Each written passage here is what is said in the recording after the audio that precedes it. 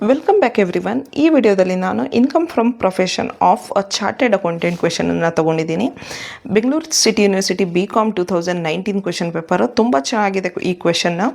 ಯಾಕಂದರೆ ಈ ಕ್ವೆಶನಲ್ಲಿ ಆಲ್ಮೋಸ್ಟ್ ಎಲ್ಲ ರೀತಿಯಾದಂತಹ ಅಡ್ಜಸ್ಟ್ಮೆಂಟ್ಸ್ಗಳು ಕವರ್ ಆಗಿದೆ, ವಿಚ್ ಇಸ್ ಇಂಪಾರ್ಟೆಂಟ್. ಸೊ ಇಲ್ಲಿ ನೋಡಿ, ಅಬ್ಸರ್ವ್ ಮಾಡಿ, receipts and payments of Shriram is given here. ಅದ್ರ ಬೇಸಿಸ್ ಮೇಲೆ ನಾವು ಈಗ ಇನ್ಕಮ್ ಫ್ರಮ್ ಪ್ರೊಫೆಷನನ್ನು ಕ್ಯಾಲ್ಕುಲೇಟ್ ಮಾಡಬೇಕು. ಸೊ ನಾನೀಗ ಕ್ಯಾಲ್ಕುಲೇಟ್ ಮಾಡ್ತಾ ಹೋಗ್ತೀನಿ computation of income from profession of Shriram. So here computation of income from profession of Shriram, a chartered accountant CA for previous year 2024-25, assessment year 2025-26. Okay, so ಈಗ ಇದಕ್ಕೆ ಕ್ಲೀನಾಗಿ ಗೆರೆ ಹಾಕ್ಕೊಂಡು, ನೆಕ್ಸ್ಟ್ ಇನ್ನೊಂದು ಗೆರೆ ಹಾಕ್ಕೊಂಡು ಪರ್ಟಿಕ್ಯುಲರ್ಸ್ ಬರಿತೀನಿ. Particulars amount and outer column amount. Okay, so ಈಗ ಫಸ್ಟ್ ಲೆಟ್ ಸೇ ಈ ಕಡೆ ಬಂದು ನೋಡಿ, ಟ್ಯಾಕ್ಸ್ ಕನ್ಸಲ್ಟೆನ್ಸಿ ಫೀಸ್ ಆಫ್ 2024-25 ಮತ್ತು ಅಡ್ವಾನ್ಸಲ್ಲಿ ಬಂದಿರುವಂಥ 25-26 ಎರಡೂ ಕೂಡ ನಾವು ಕನ್ಸಿಡರ್ ಮಾಡಬೇಕಾಗುತ್ತೆ. ಸೊ ಪ್ರೊಫೆಷ್ನಲ್ ರೆಸೀಟ್ಸ್ ಫಸ್ಟ್ ಏನು ಬರಿಬೇಕು ನಾವು? Professional receipts, okay, or incomes. ಅದರಲ್ಲಿ first one tax consultancy fees. Tax consultancy fees ಬಂದಿದೆ ಅವನಿಗೆ 2024-25 ಮತ್ತು 2025 ಮತ್ತು 26ದು 2,60,000 ಇನ್ನರ್ ಕಾಲಮಲ್ಲಿ, ಜೊತೆಗೆ 20,000 ಇನ್ನೊಂದು ಇನ್ನರ್ ಕಾಲಮಲ್ಲಿ ಬರ್ಕೊಂಡೆ. ನೆಕ್ಸ್ಟು ಆಡಿಟ್ ಫೀಸ್ 2,75,000 ಬಂದಿದೆ. ಆಡಿಟ್ ಫೀಸ್ 2,75,000 ಬಂದಿದೆ. ನೆಕ್ಸ್ಟ್ ಏನು ಬಂದಿದೆ? Gift from clients that is also ರೆಸಿಟ್ಸೆ. ಗಿಫ್ಟ್ಸ್ ಫ್ರಮ್ ಕ್ಲೈಂಟ್ಸ್ ಎಷ್ಟು ಬಂದಿದೆ? 78,000. Next remuneration from professional journals. Remuneration from professional journals ಎಷ್ಟು ಬಂದಿದೆ? 25,000. ಸ್ಪೆಷಲ್ ಕಮಿಷನ್ ಬಂದಿದೆ 60,000. ನೋಡಿ, ಸ್ಪೆಷಲ್ ಕಮಿಷನ್ 60,000 ಬಂದಿದೆ. Next loan from bank. Loan from bank is not receipt for him, ಅದನ್ನು consider ಮಾಡಬಾರ್ದು. ಟು ಡೈರೆಕ್ಟರ್ ಫೀಸ್ ಅಂತ ಬಂದಿದೆ. ಸೊ ಅವನಿಗೆ ಫೀ ಬಂದಿದೆ, ಡೈರೆಕ್ಟರ್ ಫೀ ಆಗಿ ಡೈರೆಕ್ಟರ್ ಫೀ ಬಂದಿದೆ 10,000. ಶೇರ್ ಫ್ರಮ್ HUF ಬಂದಿದೆ, that should not be considered. Dividend from Indian company, ಅದು ಕನ್ಸಿಡರ್ ಮಾಡಬಾರ್ದು. That is income from other source ಆಗುತ್ತೆ. ಸೊ ಅಡ್ಜಸ್ಟ್ಮೆಂಟ್ಸ್ ನೋಡೋಣ. 40% car expenses for personal use ಅಂತ ಇದೆ. ಇಲ್ಲಿ ಕಾರ್ ಎಕ್ಸ್ಪೆನ್ಸಸ್ ರಿಲೇಟೆಡ್ ಅಡ್ಜಸ್ಟ್ಮೆಂಟ್ ಇದೆ, ಅಂತ ಬರ್ಕೊಂಡಿರ್ತೀನಿ. Office computer was put to use from, ಇಲ್ಲಿ ಆಫೀಸ್ ಕಂಪ್ಯೂಟರ್ ಅಂತ ಎಲ್ಲೋ ಇದೆಯಾ? ಇಲ್ಲಿದೆ, ಇದು ಇನ್ನೊಂದು ಮಾರ್ಕ್ ಮಾಡಿ ಇಟ್ಕೊಂಡಿರ್ತೀನಿ. ಕ್ಯಾಶ್ ಗಿಫ್ಟ್ ಆಫ್ 20,000 ಅಂತ.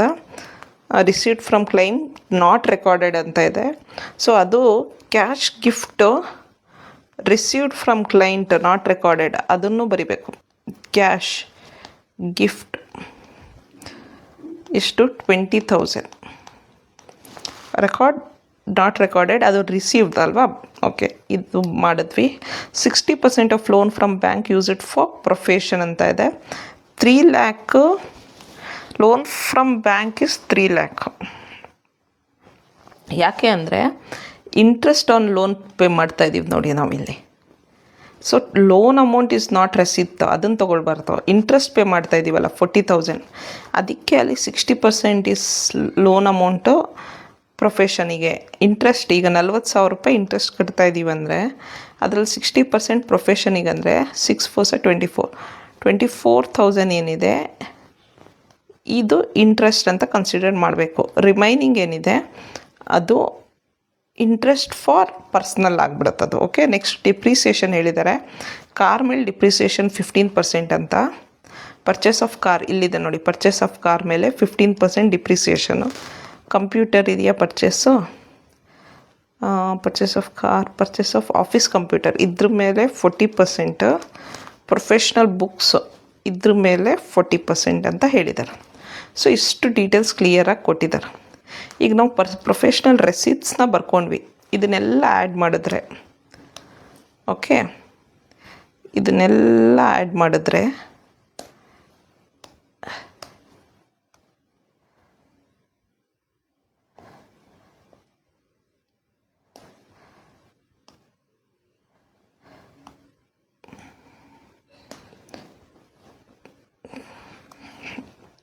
ನಮಗೆ 2,60,000 plus 20,000, 2,80,000, 2,80,000 plus 2,75,000 plus 78,000 plus 25,000 plus 60,000 plus 10,000 plus 20,000 is 7,48,000. ಇದು 7,48,000 ಔಟರ್ ಕಾಲಮಲ್ಲಿ ಬರಿತಾ ಇದ್ದೀನಿ. 7,48,000 is total professional receipt or income ಆಗುತ್ತೆ. Total professional receipts or income ಆಗುತ್ತೆ. ಈಗ ನಾವೇನು ಮಾಡಬೇಕು, ಲೆಸ್ ಪ್ರೊಫೆಷ್ನಲ್ ಎಕ್ಸ್ಪೆನ್ಸಸ್, ಪ್ರೊಫೆಷ್ನಲ್ ಎಕ್ಸ್ಪೆನ್ಸಸ್ನ ಮೈನಸ್ ಮಾಡಬೇಕು. ಯಾವ್ಯಾವ ಪ್ರೊಫೆಷ್ನಲ್ ಎಕ್ಸ್ಪೆನ್ಸಸ್ಸು 1 by 1 ನೋಡ್ತಾ ಬರೋಣ, ಬೇರೆ ಕಲರಲ್ಲಿ ಬರೆಯೋಣ. ಸೊ ಯಾವುದು, ಸ್ಟಾಫ್ ಸ್ಯಾಲ್ರಿ 23-24 8,000, 24-25 24,000, 25-26 2,000, ಮೂರನ್ನು ಬರಿಬೇಕು. ಸ್ಟಾಫ್ ಸ್ಯಾಲರಿ ಯಾವುದು 2023-24, ಇಲ್ಲೇ ಬರೀತೀನಿ 2023-24, 2024-25, 2025-26. 23-24 8,000, 24,000 2,000, ಇಲ್ಲಿ 8,000, ಇಲ್ಲಿ 24,000, ಇಲ್ಲಿ 2,000 ಅಷ್ಟೇ ಕೊಟ್ಟಿರೋದಲ್ಲಿ. So next office expenses. Office expenses ಖರ್ಚು ಮಾಡಿದ್ದಾನೆ, ಅದಕ್ಕೆ ರಿಲೇಟೆಡ್ ಏನು ಅಡ್ಜಸ್ಟ್ಮೆಂಟ್ ಇಲ್ಲ. ಟೋಟಲ್ ಎಷ್ಟು, ಆಫೀಸ್ ಎಕ್ಸ್ಪೆನ್ಸ್ ಅಲ್ಲ, ಆಫೀಸ್ ರೆಂಟ್, ಆಫೀಸ್ ರೆಂಟ್ ಅದಕ್ಕೆ ರಿಲೇಟೆಡ್ ಏನು ಅಡ್ಜಸ್ಟ್ಮೆಂಟ್ ಇಲ್ಲ. 24,000 ಫುಲ್ಲು ಎಕ್ಸ್ಪೆನ್ಸೆ. Next audit expense. Audit expenses 62,500. Audit expenses 62,500. Okay, done. Purchase of car. ಈಗ purchase of car is a capital expenditure. ಅದಕ್ಕೆ ಕಾರ್ ಮೇಲೆ ಏನು ಮಾಡಬೇಕು ಅಂದರೆ ಡಿಪ್ರಿಸಿಯೇಷನ್ ಮಾಡಬೇಕು. ಕಾರ್ ಮೇಲೆ ಡಿಪ್ರಿಸಿಯೇಷನ್ ಎಷ್ಟಕ್ಕೆ ಪರ್ಚೇಸ್ ಮಾಡಿದ್ದ ಅವನ ಕಾರನ್ನು, 45,000ಗೆ, ರೈಟ್.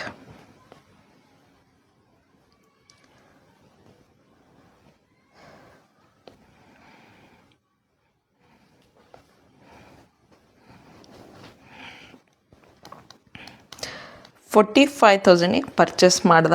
ಓಕೆ, ಅದ್ರ ಮೇಲೆ ಡಿಪ್ರಿಸಿಯೇಷನ್ ಎಷ್ಟು ಬರಬೇಕು, ಕಾರ್ ಮೇಲೆ 15% ಡಿಪ್ರಿಸಿಯೇಷನ್. ಓಕೆ, ಯಾವಾಗ ಪರ್ಚೇಸ್ ಮಾಡ್ದ ಅಂತ ಏನಾದರೂ ಇದೆಯಾ, ಇಲ್ಲ. ಸೊ ಅದಕ್ಕೆ ಫುಲ್ 100% ಅಂದರೆ 15% ಕೊಡ್ತೀವಿ ಡಿಪ್ರಿಸಿಯೇಷನ್. ಓಕೆ,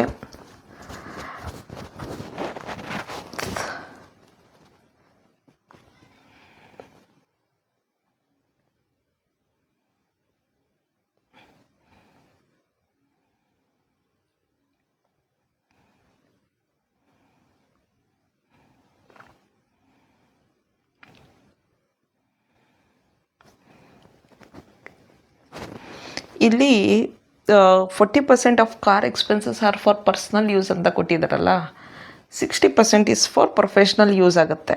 ಸೊ ಈಗ 60% ಈಸ್ ಫಾರ್ ಪ್ರೊಫೆಷ್ನಲ್ ಯೂಸ್ ಆದರೆ ಇಲ್ಲಿ ಡಿಪ್ರಿಸಿಯೇಷನಲ್ಲೂ ಕೂಡ ನಾವು 60% ಓನ್ಲಿ ಫಾರ್ ಪ್ರೊಫೆಷ್ನಲ್ ಯೂಸ್ ಅಂತಲೇ ಕನ್ಸಿಡರ್ ಮಾಡಬೇಕಲ್ವಾ. ಯಾಕಂದರೆ 100% ಡಿಪ್ರಿಸಿಯೇಷನು ಕೊಡೋಕ್ಕಾಗಲ್ಲ. ಸೊ ಅದಕ್ಕೋಸ್ಕರ ನಾನಿಲ್ಲಿ 60% ತೊಗೊಳ್ತಾ ಇದ್ದೀನಿ. ಯಾಕಂದರೆ they are mentioning 40% car is used for personal use ಅಂತ. ಸೊ ರಿಮೈನಿಂಗ್ ಈಗ 15% ಅಂದರೆ ಇದಕ್ಕೆ 45,000 ಇಂಟು 15% ಈಸ್ 6,750. ಅದರಲ್ಲಿ 60% ಅಂತ ತೊಗೊಂಡ್ರೆ 4,050 ತೊಗೊಳ್ತಾ ಇದ್ದೀನಿ ನಾನು. ಯಾಕೆ 4,050 ತೊಗೊಳ್ತಾ ಇದ್ದೀನಿ ಅಂದರೆ ಅವರು 60% of the car is used for professional purpose and the remaining 40% of the car is used for personal purpose anta I am assuming here. What you can do is you can write a note there. Note assumed car purchased. Okay, adikke depreciation 60% of car is used for professional purpose ಅಂತ ಅಂದ್ಕೊಳ್ತಾ ಇದ್ದೀವಿ ನಾವು. ಯಾಕಂದರೆ ಅವ್ರು already ಅಲ್ಲಿ ಹೇಳಿದಾರಲ್ಲ, okay, expenses car expenses ಬಗ್ಗೆ ಮಾತಾಡುವಾಗ ಅದಕ್ಕೆ. ಸೊ ನೆಕ್ಸ್ಟು ಯಾವ ಕ್ವಶನ್ನು? ಈ question. Okay, purchase of car ಬಗ್ಗೆ ಆಯಿತು. ಕಾರ್ ಎಕ್ಸ್ಪೆನ್ಸಸ್ ಅಂತ ತೊಗೊಳ್ರಿ. ಈಗ next 5th one, car expenses. Car ಎಕ್ಸ್ಪೆನ್ಸಸ್ಸಲ್ಲಿ ಕಾರ್ ಎಕ್ಸ್ಪೆನ್ಸಸ್ ಆರ್ 40,000 ರೈಟ್. ಆ 40,000ಅಲ್ಲಿ 60% is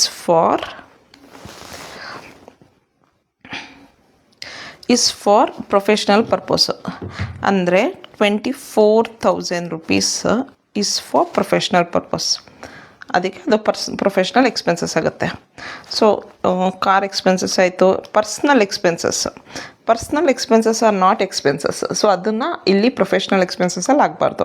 next purchase of office computer 60,000 ಅಂತ ಇದೆ. So depreciation on office computer ಎಷ್ಟು? 60,000ಗೆ ಪರ್ಚೇಸ್ ಮಾಡಿರೋದು ಆಫೀಸ್ ಕಂಪ್ಯೂಟರು. ಅದಕ್ಕೆ 40% ಡಿಪ್ರಿಸಿಯೇಷನ್. 60,000 ಮೇಲೆ 40% ಡಿಪ್ರಿಸಿಯೇಷನ್. ಅದು ಯಾವಾಗ ಪರ್ಚೇಸ್ ಮಾಡಿದೆ ಅಂತ ಏನೋ ಹೇಳ್ದಂಗಿದೆ ನೋಡಿ. ಅದು ಪರ್ಚೇಸ್ ಮಾಡಿರೋದು 15th December 2024 so 15th December ಅಂದರೆ 16 ಡೇಸು ಡಿಸೆಂಬರಲ್ಲಿ ಉಳಿತು. ಡಿಸೆಂಬರಲ್ಲಿ ಓಕೆ, ಡಿಸೆಂಬರಲ್ಲಿ 16 ಡೇಸ್ ಉಳಿತು. ಈಗ ನೀವು ಲೆಕ್ಕ ಹಾಕಬೇಕು. ಪ್ರತಿ ವರ್ಷ ಜನವರಿನಲ್ಲಿ 31 ಡೇಸ್, ಫೆಬ್ರವರಿನಲ್ಲಿ 28 ಡೇಸ್ ಅಂದ್ಕೊಳ್ಳೋಣ, ಮಾರ್ಚಲ್ಲಿ 31 ಡೇಸ್. ಟೋಟಲ್ ಎಷ್ಟು ಡೇಸ್ ಬರುತ್ತೆ? 16 ಉಳಿದಿದೆ. 16 + 31 + 28 + 31 ಡೇಸು. ಸೊ 106 ಡೇಸ್ ಮಾತ್ರ ಯೂಸ್ ಆಗಿದೆ ಕಂಪ್ಯೂಟರ್ ಆ ವರ್ಷದಲ್ಲಿ. 1st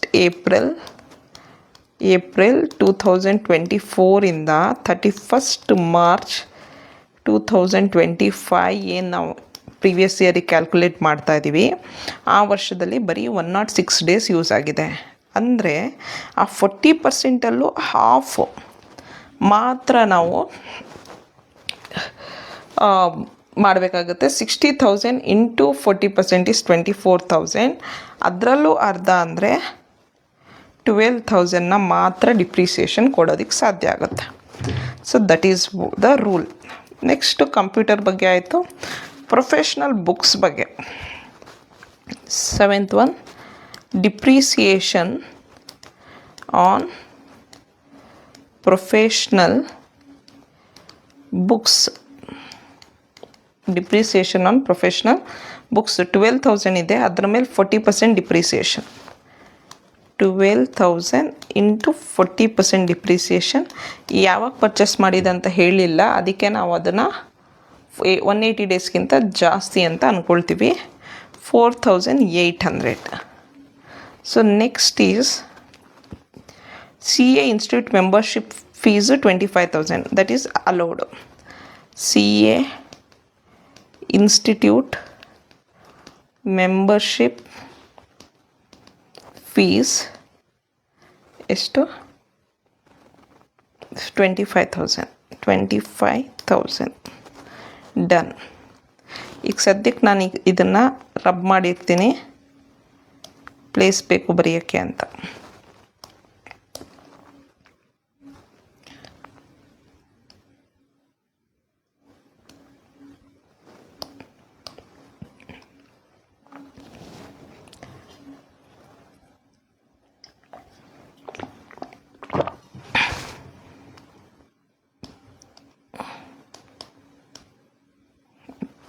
So next is 9th one,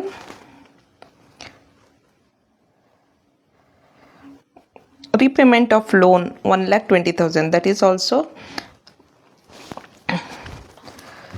not expense. Okay, interest on loan ಅಂತ ಕೊಟ್ಟಿದ್ದಾರೆ, ಅದನ್ನು ಕನ್ಸಿಡರ್ ಮಾಡ್ಬೋದು. ಇಂಟ್ರೆಸ್ಟ್ ಆನ್ ಲೋನ್ ಎಷ್ಟು? ಇಂಟ್ರೆಸ್ಟ್ ಆನ್ ಲೋನ್ ಪೇಮೆಂಟ್ ಆಗಿರೋದು 40,000 ಆಗಿದೆ. ಆದರೆ ಅದರಲ್ಲಿ ಎಷ್ಟು professional loan? 60% of the loan ಮಾತ್ರ ಪ್ರೊಫೆಷ್ನಲ್ ಲೋನ್ ಆಗಿರೋದ್ರಿಂದ ಅದರಲ್ಲೂ ಕೂಡ 6 4 24,000 ರುಪೀಸ್ ಏನಿದೆ ಅದು ಮಾತ್ರ interest on loan is eligible to get deductions from ಇಲ್ಲಿ, ಅಂದರೆ ಅದಕ್ಕೆ ಟ್ಯಾಕ್ಸ್ ಇಲ್ಲ ಅಂತ. Okay, so next closing balance ಅದಿಲ್ಲ. ಸೊ ರೀಪೇಮೆಂಟ್ ಆಫ್ ಲೋನನ್ನು ಕನ್ಸಿಡರ್ ಮಾಡ್ಬೋದು, ಲೋನನ್ನು ಕನ್ಸಿಡರ್ ಮಾಡಬೇಕು. ಅದ್ರ ಮೇಲೆ 60% of loan from bank is used for professional purpose ಅಂತ ಹೇಳಿದ್ದಾರೆ. ಸೊ ಇಲ್ಲಿ ನಾವು ಎಲ್ಲ ಅಡ್ಜಸ್ಟ್ಮೆಂಟ್ಸ್ನು ಮಾಡಿದ್ದೀವಿ. ಫುಲ್ ಈಗ ರೆಡಿ ಆಯಿತು ನಮ್ಮದು ಫಾರ್ಮ್ಯಾಟ್ ಪ್ರಕಾರ ಆನ್ಸರ್ಸು. ಈಗ ನಾವು ಏನು ಮಾಡಬೇಕು, ಈಗ ಪ್ರೊಫೆಷ್ನಲ್ ಎಕ್ಸ್ಪೆನ್ಸಸ್ ಏನಿದೆ ಇದು 8,000 ಪ್ಲಸ್ 24,000 ಪ್ಲಸ್ 2,000 ಪ್ಲಸ್ ಮತ್ತೆ 24,000 plus 62,500 plus 4,050 plus 24,000 plus 12,000 plus 4,800 plus 25,000 plus 24,000 ಇಷ್ಟನ್ನು 2,14,350 2,14,350ನ ಟೋಟಲ್ ಪ್ರೊಫೆಷ್ನಲ್ ಎಕ್ಸ್ಪೆನ್ಸಸ್ ಅಂತ ಕನ್ಸಿಡರ್ ಮಾಡಿ ನಾವೇನು ಮಾಡಬೇಕು, ಟೋಟಲ್ ಪ್ರೊಫೆಷ್ನಲ್ ಇನ್ಕಮ್ಸ್ ಬಂದಿದೆಯಲ್ಲ ಇದು 7,48,000, ಅದರಿಂದ ನಾವು ಮೈನಸ್ ಮಾಡಬೇಕು. 7,48,000 ಮೈನಸ್ 2,14,350 ಈಸ್ 5,33,650. ಇದೇನಿದು? This is taxable income from profession. So this is taxable income from profession ಆಗುತ್ತೆ. So we got this answer. So here ಈ ಕ್ವೆಶ್ಚನಿಗೆ ಕ್ಲಿಯರ್ ಆಗಿ ಈಗ ನಾವು ಪ್ರಾಬ್ಲಮ್ನ ಸಾಲ್ವ್ ಮಾಡಿದ್ದೀವಿ. Done. Thank you so much.